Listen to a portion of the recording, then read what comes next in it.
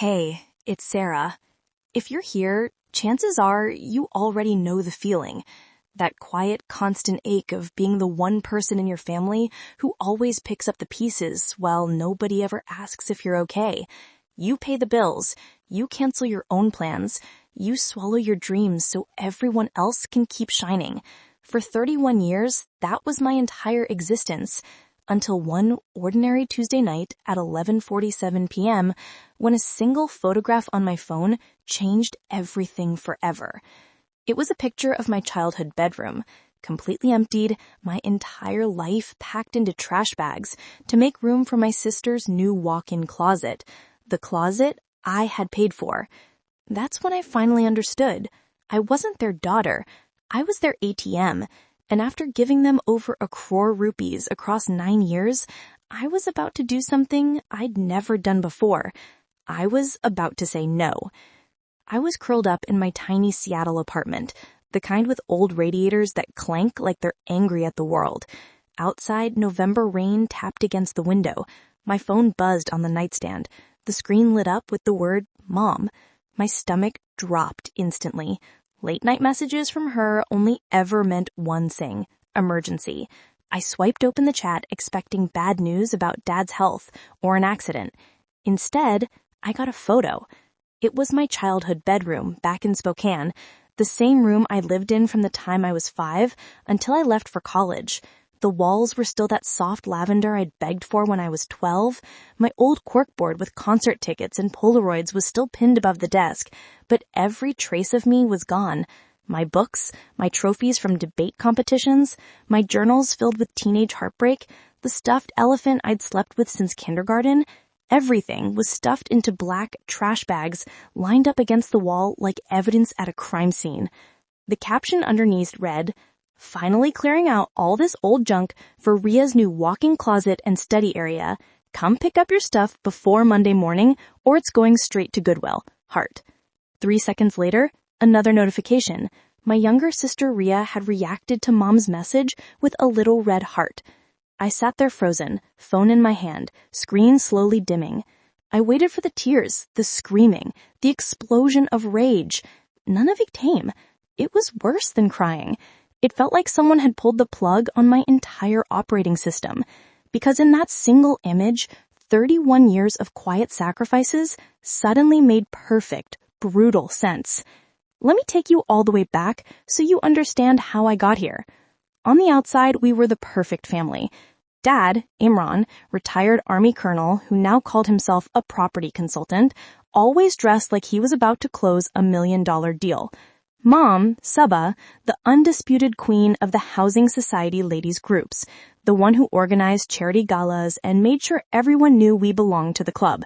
And then there was Ria, 26, beautiful, charismatic, the golden child with 300K Instagram followers, brand trips to Dubai, Bali, Maldives, the whole influencer dream.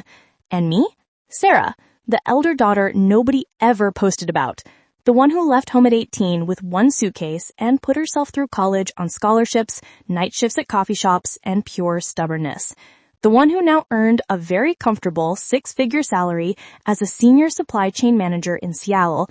The one who for the last 9 years quietly transferred 60 to 70% of every paycheck back home so the perfect Instagram life could keep rolling without a single crack. I still remember the very first time I became their emergency fund. I was 23, first real job, first real paycheck. I was so proud. I sent Mom a photo of my first business card. That same evening, she called, voice trembling with tears. "Beta, the card got declined at the bakery. Ria's birthday cake order will be canceled. She'll be so embarrassed in front of her friends." 38,000 rupees. I transferred it before I even hung up. Told myself it was a one-time thing. A week later, it was the electric bill. Then Ria's new iPhone because content creation is her future. Then Mom's annual salon membership. Then Dad's SUV down payment. Then Ria's first brand collaboration wardrobe. Every single time, I said the same thing. "It's fine, I'll handle it." My friends started noticing. "Sara, you earn more than all of us combined. Why do you still drive that 10-year-old Corolla? Why do you wear the same 3 blazers on rotation? Why don't you ever travel?" I'd laugh it off with the same line. I just like keeping things simple. Experiences over things, you know? The truth was, I couldn't afford anything else. My salary disappeared into their accounts before I ever saw it. I never complained because deep down, I genuinely believed this was love. This was duty. I was the elder sister. I had clawed my way out of nothing. The least I could do was make sure Ria never had to struggle the way I did.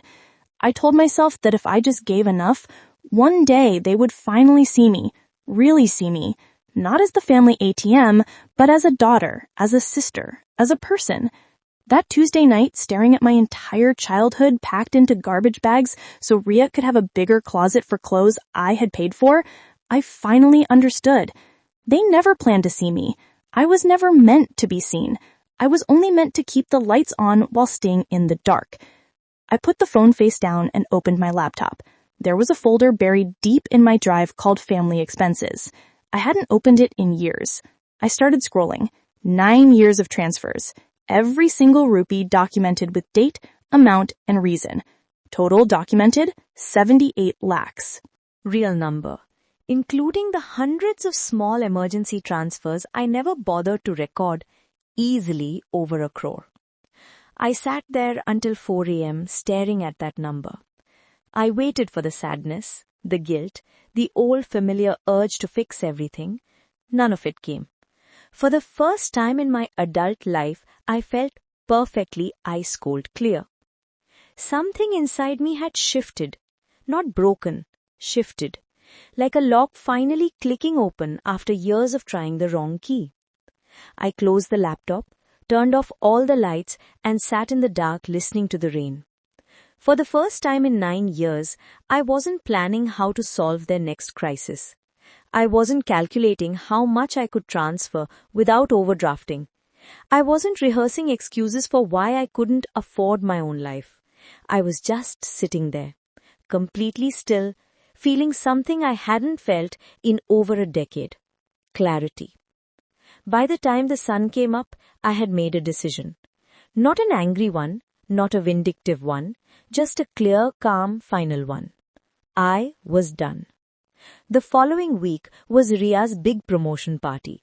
She had just been made senior content strategist at one of the top agencies in the country. 5-star hotel ballroom, fairy lights, champagne towers, custom floral installations, 80 of their closest friends. My name wasn't on the guest list, but Mum still called 2 days before. Sara beta, you have to come. Everyone keeps asking about you. Wear something nice. So I went. I wore the one nice black dress I owned. 3 years old, but it still fit perfectly. I walked into a room full of people who smiled politely when they saw me, then immediately turned back to Ria. She was in the center of everything, glowing in a designer dress that probably cost more than my monthly salary, laughing that bright, effortless laugh that made everyone fall in love with her. Dad was working the room like a politician, telling anyone who would listen. Ria achieved all of this through her own talent and hard work. Blood will tell, won't it? Mum floated around making sure every influencer got the perfect photo with the floral wall she had paid for with my last bonus. I stood near the bar with a club soda watching the show. One of Mum's friends spotted me and came over with that pity smile I knew too well. Sara beta, what do you do again? I told her. She nodded enthusiastically. Oh yes, you're the one who keeps everything running smoothly back home, aren't you? So responsible. The group around her laughed like it was the sweetest compliment. Ria overheard and called across the room. With a wink. Exactly. These basically are walking talking emergency fund.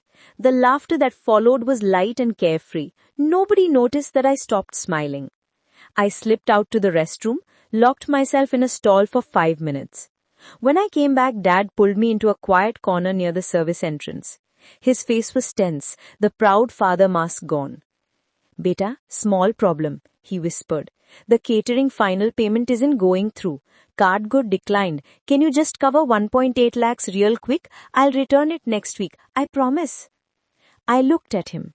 Really looked at him. The man who had packed my childhood into trash bags 7 days ago, The man who had just spent 20 minutes telling strangers his younger daughter was self-made while I stood right there. "No, Dad," I said quietly. "What do you mean no? You want us to get embarrassed in front of everyone?" I didn't answer.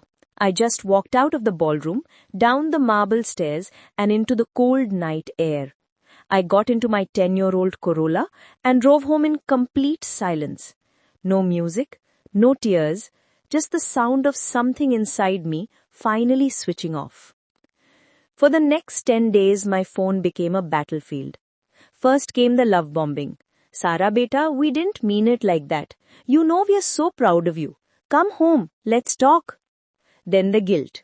"After everything we've done for you, we gave you a good life, didn't we?" Then the anger. "You're selfish. You've always been jealous of Ria. If money is so important to you, keep it and never show your face here again." I read every message.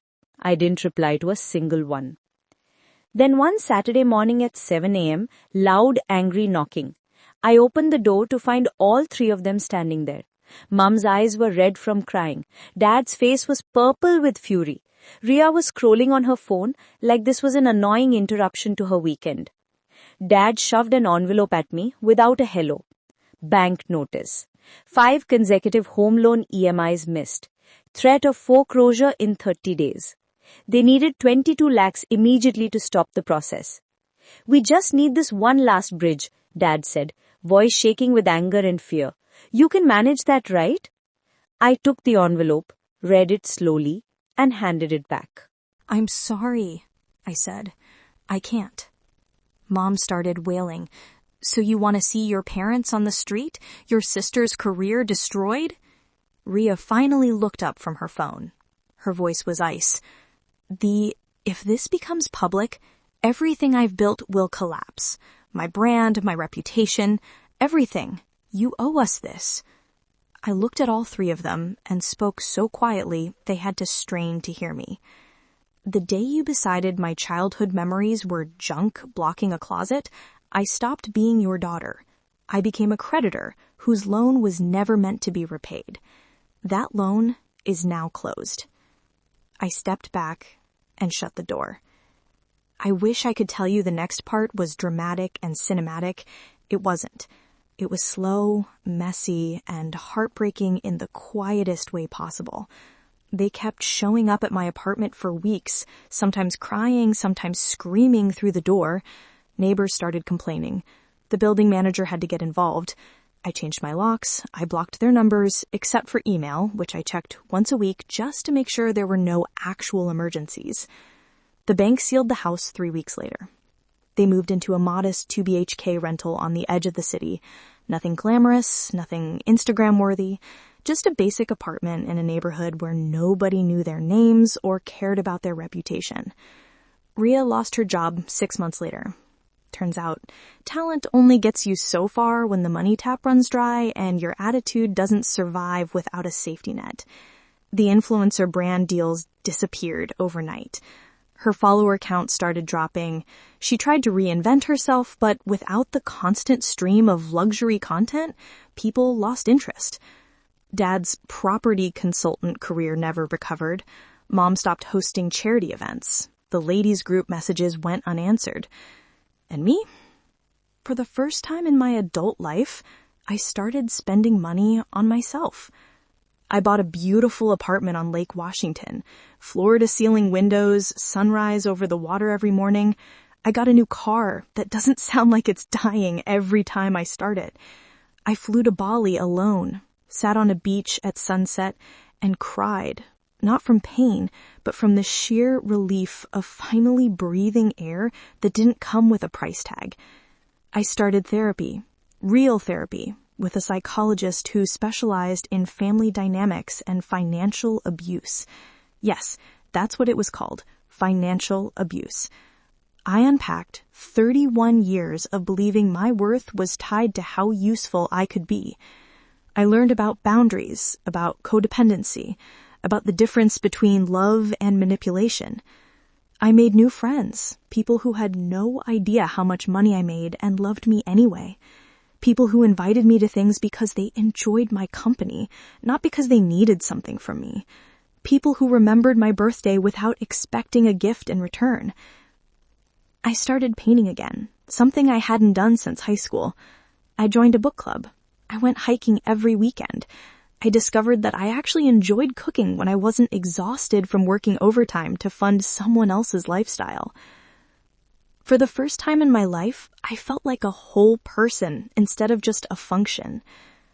1 year later, on a random Tuesday afternoon, Mom called. Not from her regular number, I had that blocked, but from an unknown number I answered by accident. Her voice was small, broken. Nothing like the commanding tone I'd grown up hearing. "Beta," she whispered, "we made mistakes. We were wrong. Please forgive us." I sat on my balcony, watching the sunset paint the lake in shades of orange and pink, and answered honestly, "I already forgave you, but I'm not coming back. I'm finally living the life I kept postponing for all of you." There was a long silence on the other end. "We're struggling," she said finally. "We need help. I know, and I hope you find it, but it won't be from me. Not anymore." "You're really going to abandon your family?" That word, abandon, as if I was the one who had done something wrong, as if the past 9 years of bleeding myself dry hadn't counted as loyalty. "Mom," I said quietly, "you abandoned me the moment you decided my worth was measured in rupees. You just didn't notice because I kept paying anyway." She started to cry. Real tears this time, not the performative kind she used to manipulate people at social gatherings. "I don't know what to say," she whispered. "There's nothing to say," I told her. "This conversation is just closure, for both of us." I hung up gently, not with anger, not with satisfaction, just with the quiet finality of a door closing on a chapter I had carried far too long. Today, 2 years after that photograph shattered everything, my phone is quiet. No emergency transfers, no guilt trips, no demands disguised as love. I have boundaries now. Strong ones. I know the difference between helping someone and being used by them. I know that family isn't supposed to drain you until there's nothing left. I know that love shouldn't cost everything you have. I talk to my parents occasionally, brief, surface-level conversations about weather and work, nothing deeper, nothing that requires more than I'm willing to give. Ria and I haven't spoken since that day I closed the door. Maybe someday we will. Maybe we won't. I've made peace with both possibilities. I have a life now. A real one. One that belongs entirely to me. I travel whenever I want. I buy books without checking my bank balance first. I eat at nice restaurants not because I'm celebrating something, but just because I feel like it. I have a retirement fund that's actually growing instead of being liquidated for other people's emergencies. I sleep through the night without my phone next to my pillow, waiting for the inevitable 2 a.m. crisis message. And every morning when I wake up to that sunrise over Lake Washington, I feel something I never felt in 31 years of trying to earn my family's love. Peace. And if you're watching this and you've ever felt like your family only loves the version of you that keeps saying yes, please hear me. You are not an ATM with feelings. You are not a background character in someone else's highlight reel. You are not required to set yourself on fire to keep other people warm. You are a whole, complete human being who deserves to be seen, exactly as you are, without having to buy your seat at the table. Sometimes the bravest, most loving thing you can do for yourself is close the account, walk away, and never look back. It won't be easy. There will be guilt. There will be doubt. There will be nights when you question everything and wonder if you made the right choice. But here's what I know now. 2 years into my freedom, the guilt fades, the doubt shrinks, and eventually you wake up one morning and realize you're not just surviving anymore. You're actually living. And that life, that beautiful, messy, imperfect, entirely yours life, It's worth every uncomfortable conversation, every slammed door, every angry message, every moment of doubt. Because you deserve to be more than someone's emergency fund. You deserve to be someone's daughter, someone's sister, someone's friend, not because of what you can give them, but because of who you are. And if they can't see that, that's not your failure. That's theirs. Thank you for letting me share my story. If it helped even one person feel less alone, if it gave even one person the courage to draw that final line, it was worth every word. Drop a comment and tell me, have you ever had to draw that line with family? How did you find the strength? What was the moment that finally made you say, enough? We're all in this together. And sometimes the strongest thing you can do is admit you can't do it all anymore. Until next time, take care of your heart. Protect your peace. And remember, you are not responsible for fixing what other people broke. You're only responsible for building the life you deserve. And that life, it's waiting for you on the other side of that closed door. I promise.